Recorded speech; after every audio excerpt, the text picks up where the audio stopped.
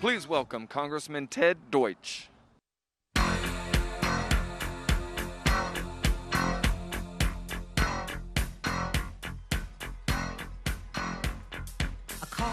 All right. What's up, Broward County? I know Palm Beach County is here, and Miami-Dade is here too. Thanks, everyone, for being here. I want to thank all of the elected officials and organizers for speaking, especially my good friend and colleague, Debbie Wasserman Schultz. I want to thank Matt Barnes and Carl Anthony Towns and our own Udonis Haslam for coming out here to tell us how important this election is. And I want to use this opportunity to thank Udonis Haslam and to congratulate him and our Miami Heat for the unbelievable season that they had. Thanks, UD. Look, I am so honored to be here at Broward College. I want to emphasize some of the things that we've already heard. You've got to vote. You've got to vote early. There are more than a dozen early voting sites in Broward. There are more than a dozen in Palm Beach County. There are over 2 dozen in Miami-Dade County. 7 to 7 through the weekend. Get out there and vote. And if you have a vote-by-mail ballot sitting on your kitchen table, take it to an early voting site and drop it off to vote. We are counting on all of you. Now, it is great to be here at Broward College. And I want to use this opportunity to thank all of the young people who are here today. I want to thank the college students. I want to thank the high school students. And I want to thank all the young people who have led the movement for change in America. It is you who marched to protect the rights of women. You marched for LGBT equality. You marched to support our dreamers, to protest the Muslim ban, and to protest the Trump policy of tearing kids away from their parents at our borders. And this summer, in the midst of a pandemic, you reminded us that what happened to George Floyd and Breonna Taylor and Ahmaud Arbery can never be accepted as normal. And you led all of us, white and black, brown, young and old, to proclaim to the world that in the United States of America, Black lives matter, and we must come together to fight racism and bigotry and anti-Semitism and hatred of all kinds. So let's hear it for the kids. Let's hear it for the young people. Thank you for what you've done. Thank you from all of us. And I especially want to thank the young people of our community for standing up after the mass shooting at Marjorie Stoneman Douglas High School. The student survivors of MSD started a movement because they know, like you know, that no student in America should be afraid to go to school. No student in America should be afraid of gun violence walking to school. And because gun violence affects literally every community in America, for all of that, you marched. And the march of our lives has not stopped, and we will continue marching until everyone is safe. And we will march with Joe Biden as he beats the NRA like he has done before. And finally, I want to acknowledge the heartbreak felt by 17 families who lost loved ones on March 14, 2018. Our community embraces all of you as you honor the memories of your loved ones by fighting for safer schools and safer communities for all of us. Now, one of those families that I know is here today is the Hicksons, Debbie and Tom and Corey. Now, I'm sure that everyone saw the video of Joe Biden embracing Corey in Washington, telling him that we're going to be all right. He was kind Joe Biden was empathetic. He was decent. He is someone that we can look up to, and that is exactly the kind of president Joe Biden is going to be for all of us. So it is my great honor now to introduce another family that I got to know only after their son, Joaquin, was gunned down that horrible day. Manny and Patricia Oliver have inspired all of us with their courage and their conviction to make sure that Joaquin's voice continues to be heard in the fight for gun safety. Using their voices, their creativity, and their passion, the Olivers and their organization, Change the Ref, are making change happen.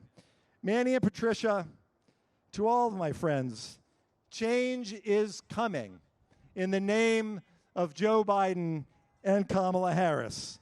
Ladies and gentlemen, please welcome my dear friends, Manny and Patricia Oliver. Thanks so much, everyone.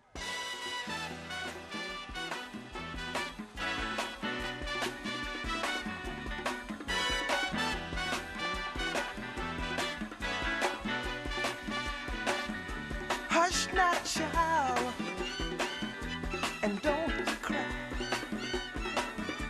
Your folks might understand you by and by. Just move on up toward your destination, though you may find from time to time complications.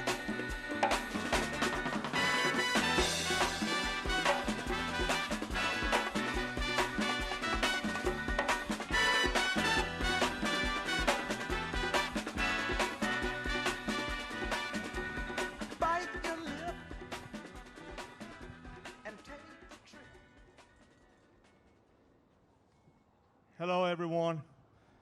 We are Manuel and Patricia Oliver. And more important than that, we are Joaquin Oliver's parents. And we came to this amazing country 18 years ago from Venezuela. And we are showing today, between other things, that Venezuelans support Joe Biden. And I want to make that very clear.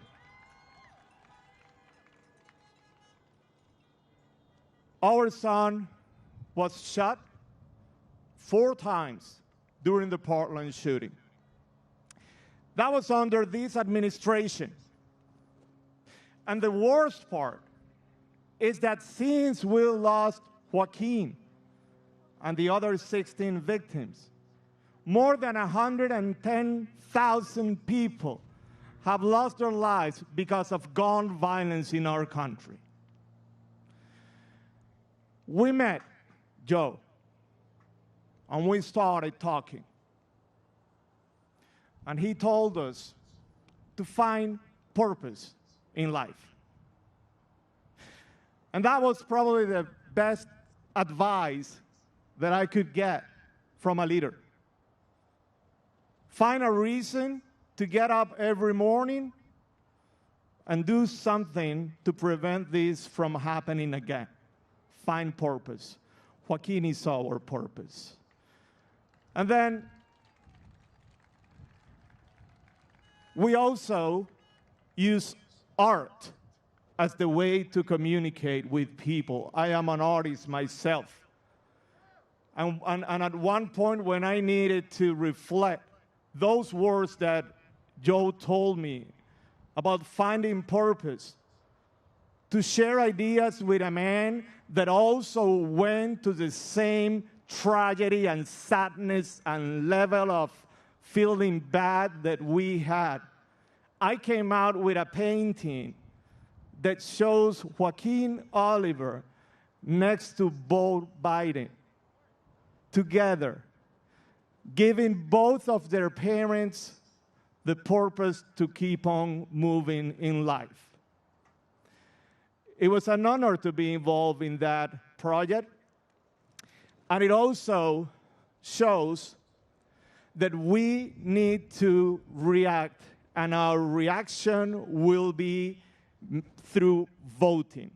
It's obvious that we already voted. We voted early, Patricia and myself, and you might know who we voted for. So the invitation, because all of you here agree with us, the invitation is for all of us to talk to people that don't agree with us, that are outside of this campus, as soon as this event is over. We need them to vote, we need them to vote early, and we need them to vote for Joe Biden.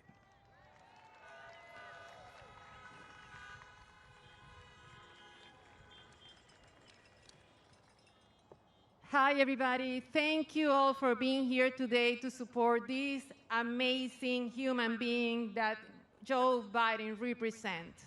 He represents us, the ones with values, the ones with heart, the women, the men, the kids from any age, those kids that they need the best example to get a better tomorrow. We know exactly what's been going on in the last 4 years. We give that person the chance to do his job in every single aspect. Political, economical, healthy. You've been seeing the situation that we're living with the pandemic. Now he doesn't want to pay attention. With the immigrants, people like us, that we've been here working hard, we are one of the main forces of the country to make a better country. We are contributing for that. We are giving our heart, our efforts, our expertise for a better tomorrow. And that's why we are here today, representing our beautiful, amazing, incredible, sweetheart, Joaquin. He wasn't able to do that, to accomplish that dream that he had, because he was caring about what was going on in his country and what he wanted to get accomplished in his future. Well, today, you have to listen to us. We are parents. I am a mom. I'm a woman. I am a person that wants you to be with us and to be able to vote right away. If you haven't done that today, go after this rally, go to your place and vote. Represent your future, represent your kids, the kids of our country. Thank you. That's great. And now the coolest part of being here today, because let's see if we can do this together, okay? Okay. Now it is our honor to introduce the man who will heal this country, bring us together, and restore the soul of our nation. The next President of the United States, Mr. Joe Biden.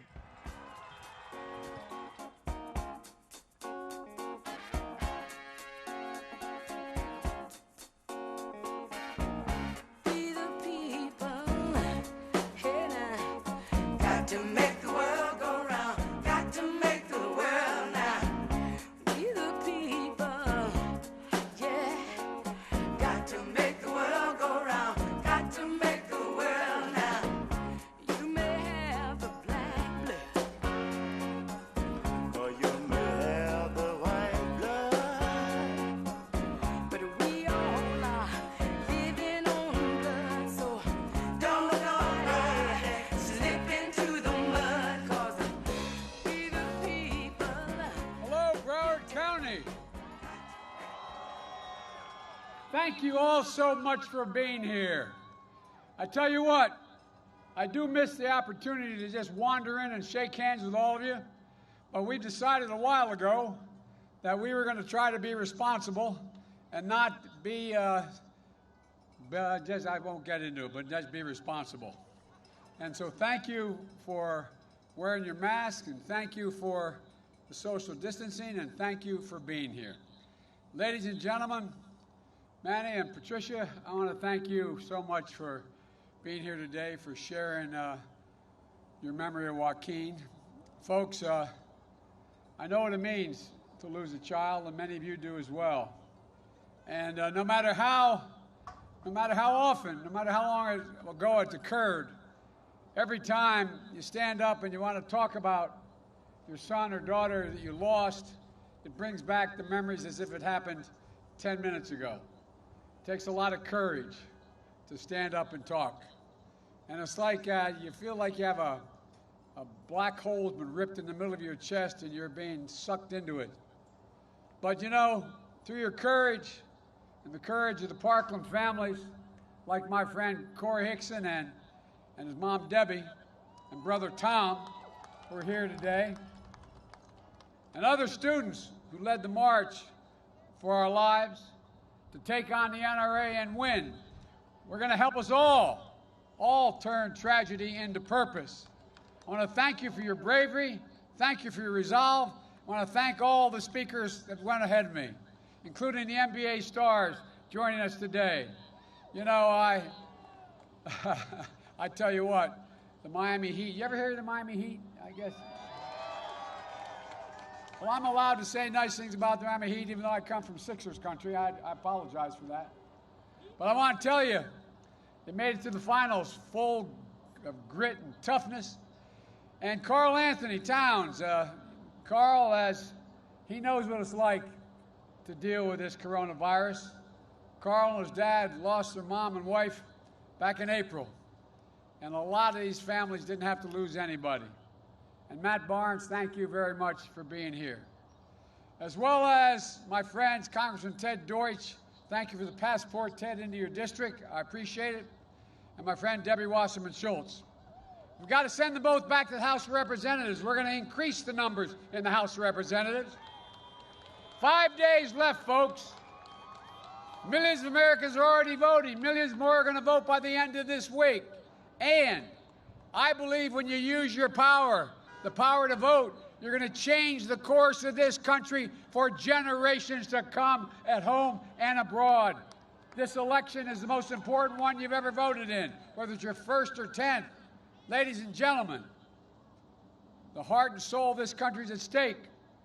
Right here in Florida, it's up to you. You hold the key. If Florida goes blue, it's over. It's over. Look, press has heard me say this a long time.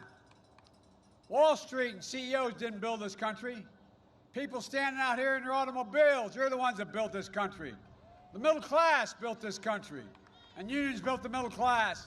You're the ones who are going to save the country now that you build it. In these final days, keep that sense of empowerment with you, that sense of optimism, of what we can do, what we will overcome. I've never been more optimistic about America or the American people than I am today. And on November the 3rd, we're going to unite this country and show the world who we really are.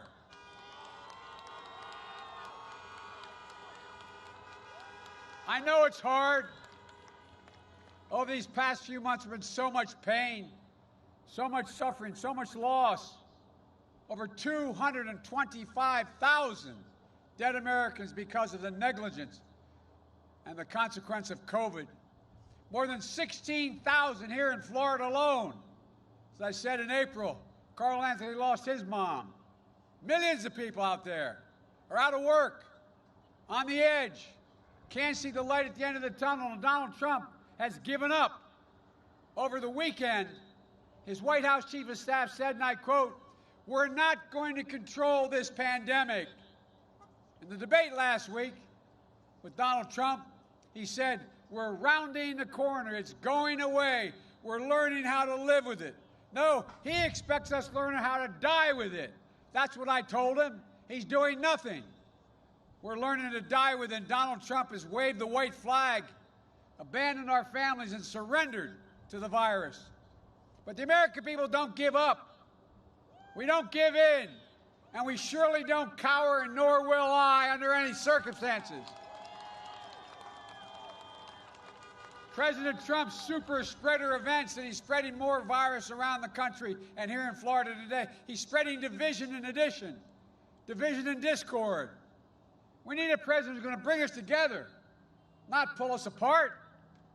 I'll put in place a plan to deal with this pandemic responsibly. I've already done it. And bring this country together around testing, tracing, and masking. It's estimated by the leading doctors in America, including Trump's own director of the CDC and Dr. Fauci. They called for a mask mandate last week. If we just wore a mask over the next few months, we could save 100,000 projected deaths, 100,000 lives. We're expected to lose another 200,000 people between now and the end of this year if we do nothing. This is not a political statement. It's a patriotic duty, for God's sake. But still, Trump refuses to listen to the science. And we shouldn't be politicizing the race for a vaccine either. We should be planning its safe and equitable and free distribution, providing the funding for PPE, the mask, and everything we need to protect ourselves, setting a national standard for schools and businesses to reopen, bringing together Republicans and Democrats to deliver the economic relief that's already been passed in the House of Representatives, for working families, the unemployed, for schools, for businesses, allowing you to stay in your home, but you don't have the money for rent, allowing you to stay in your home. 20 million people are on the cliff of losing their home for next month's mortgage payment. I've said it before. I'm not going to shut down the economy. I'm not going to shut down the country, but I'm going to shut down the virus. Look, when Barack and I left office, we left Donald Trump a strong economy, stronger than the one he handled. And just like everything else he inherited, he blew it. Now he's squandering that economy like he squandered everything else. But we can build back, and we can build back better with an economy that begins to reward work, not wealth. We can do it without raising taxes on a single person making less than $400,000 a year. I promise you that, my word. But if you make $400,000 and above, you're going to start paying your fair share. Ladies and gentlemen, all we're going to ask is the wealthiest among us and the major corporations just begin to pay their fair share. 91 of the Fortune 500 companies pay zero in taxes after making billions of dollars. They have to pay a minimum tax. Let's look. Why should a firefighter, an educator, why should a nurse pay a higher tax rate than the super wealthy? Why should you pay more taxes than Donald Trump pays?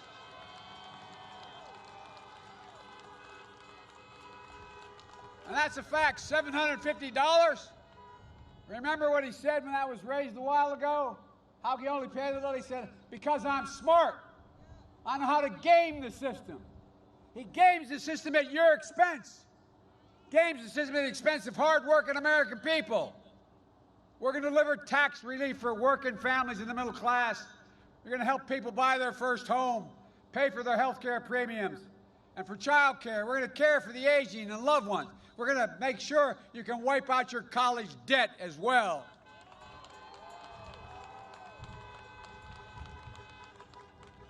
We give more help to racehorses than we do college students. Look, Trump got this Supreme Court justice passed. And he did it for one reason, to try to destroy the Affordable Care Act again. Since he got in office, he'd been trying to, and the Republicans have been trying to multiple times, try to get rid of the Affordable Care Act. But if they get their way, this time, 100 million Americans will lose their protection for pre-existing conditions. If you have asthma, diabetes, any pre-existing condition, they can charge you so much you can't afford anything, including 8.4 million Floridians who have pre-existing conditions are now covered. Complications of COVID, heart scarring, lung scarring, heart disease, they're going to become pre-existing conditions, allowing insurers to jack up your premiums, deny your coverage. And most people don't remember it, particularly the young people. Women will once again be able to be charged more for health care just because they're a woman. Donald Trump thinks health care is a privilege. I think it's a right. of every American.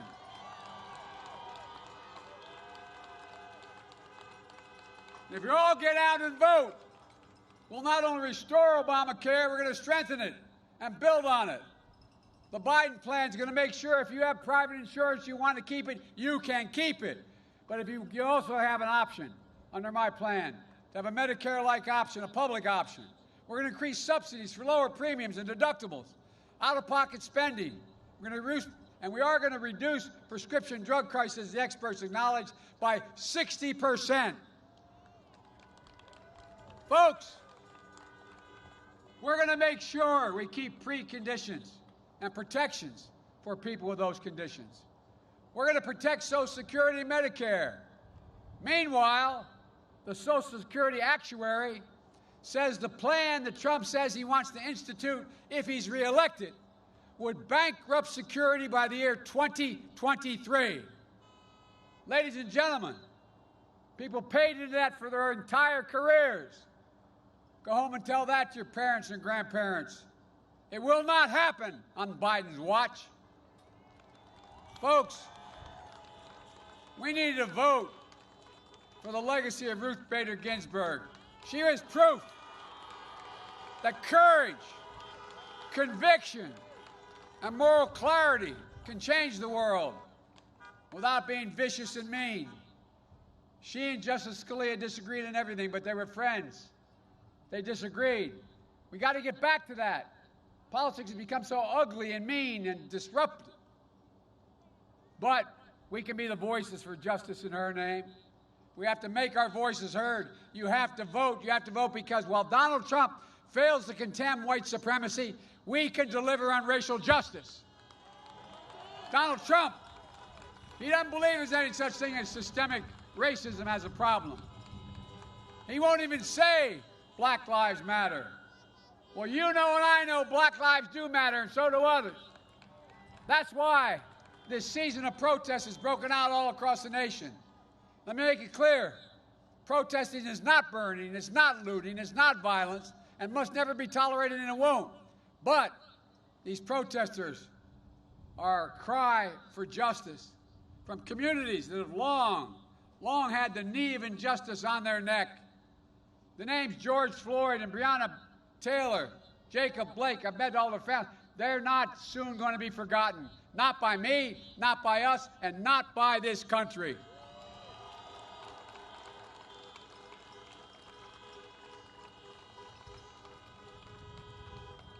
We're going to inspire a new wave of justice in America. But true justice is also about economic justice, justice in education, housing, access to capital, good-paying jobs. And by the way, it's long overdue time. The minimum wage in America is $15 an hour. And by the way, my economic plan has been analyzed by the guys on Wall Street. You know what they say? They say my plan will create 18.6 million good-paying jobs, 7 million more than he's going to be able to create if he got elected, and $1 trillion more in economic growth. What he's forgotten, when you all do better, everybody does better. Everybody does better. It's not a zero-sum game. It's about financial stability and giving families of color a real shot to own a home, to start a business, to send a child to college debt-free so it can build the wealth, pass on opportunity down through generations. Is that how every white family that came from my background got it? They were able to get a house, build an equity, pass it on, and grow it. That's what we're going to do. But we have to vote to ensure the full promise of this country. We have to vote for a new Cuba policy as well. This administration approach isn't working. Cuba's no closer to freedom and democracy today than it was 4 years ago. In fact, there are more political prisoners, and secret police are as brutal as ever, and Russia, once again, is a major presence in Havana. So much for his policy. President Trump can't advance democracy and human rights for the Cuban people or the Venezuelan people, for that matter, when he has embraced so many autocrats around the world. started with Vladimir Putin and Kim Jong-un of North Korea. Trump is the worst possible standard bearer for democracy in places like Cuba, Venezuela, North Korea. For my entire career, I stood for democracy and human rights, for freedom of the press, assembly, freedom of religion, and against dictators, whether they're left or right. Folks, it's unconscionable that the Trump administration says it cares so much are deporting hundreds of Cubans and Venezuelans back to their dictatorships. Trump loves to talk, but he doesn't care about Cuban and Venezuelan people. He won't even grant temporary protective status for Venezuelans fleeing the oppressive regime of Maduro, who I've met with, and he's a thug. Folks, I will, but we have to vote. And finally, we have to vote to meet the challenge of the climate crisis. This guy doesn't understand much of anything. You've all seen the impact, more than most. Devastating hurricanes that lay waste to whole communities. Economic toll is astounding. It grows every year. And the human toll is worse. Lost lives, lost homes, small businesses shattered. First responders put at risk. When you talk about global warming, Donald Trump thinks hoax. Well, then he says we should, by the way, do you know this is the guy who is the stable genius? Remember, he's the guy that said our problem in the Revolutionary War, we didn't have enough airports. God's truth. He's also the guy when he talked about how many bad hurricanes are coming across the warm waters of the Atlantic from Africa. He said maybe we should nuke them. And also, by the way, you know, windmills cause cancer, according to him. Look, what's this guy talking about? But we know that we've got to do something about it. Combating climate change means jobs. We can unleash the American ingenuity and manufacturing to build a stronger, more climate-resistant nation, creating millions of new, high-paying jobs. And we can change the path we're on. But we've got to act now. This country can't afford to wait 4 more years of Donald Trump's denial, who thinks the only responsible to the people who voted for him. I don't see the presidency that way. I don't see the presidency that way. In 2008 and 2012, Florida placed their trust in me and Barack. And each day we were in office, we worked as hard for you and the entire country as we did, not red states, blue states. It was always the United States of America.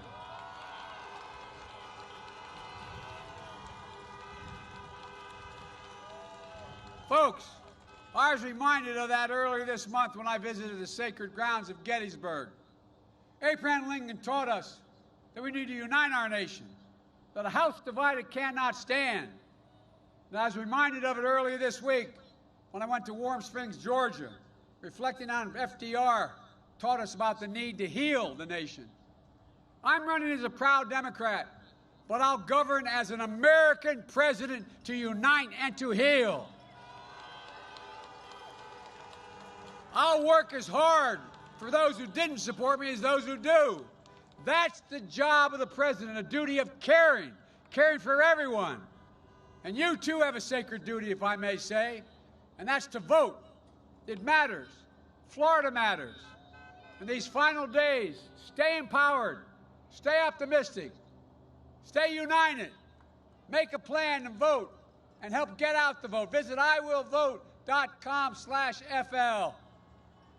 Return your ballot today if you haven't done it so far. Or you can get to vote early in person through November 1st. But you've got to get out and vote and make sure everyone you know votes as well. Folks, there's nothing we cannot do, from beating the NRA to restoring rationality in the climate. I'll never forget what President Kennedy said when he promised to send us to the moon in his speech. He said, we're doing it because we refuse to postpone. That's what Americans do. We refuse to postpone what is needed. I refuse to postpone the work America must do now There's nothing, this is not hyperbole, there is nothing beyond the capacity of the United States of America. There's no limit to America's future. We're the only country, every crisis we've inherited, we've come out of it stronger than we went in it, because this is the United States of America. And the only thing that can tear us apart is America itself. A president like Trump who appeals to our fears, a president who pours gasoline in every flame he can find, a person who knows the only way he can win is if he divides us on race, nationality, national origin, gender. Look, everybody knows who Donald Trump is. We got to show him who we are. Article today in the press. I want to read a quote from it. It says, "Never before in modern presidential politics has a candidate been so reliant on wide-scale efforts to depress the vote than Trump. He knows if you vote, he can't win. Why do you think they're spending so much time keeping black folks and brown folks and poor folks from being able to vote? Why making it so hard? Because he knows when America votes, they reject people like him. We choose hope over fear. We choose unity over division. And we choose science over fiction. And yes, we choose truth over lies. So, folks, it's time to stand up, take back our democracy. We can do this. We can be better than what we've been. We can be who we are at our best. As I said, the United States of America. There's nothing beyond our capacity. I promise you. I promise you. And I promise you, if you elect me, when I'm wrong, I'll acknowledge it. I'll take responsibility. But I tell you what, I'm going to unite this country, and we're going to move like we haven't in a long time. God bless you all, and may God protect our troops. Thank you, thank you, thank you. Thank you.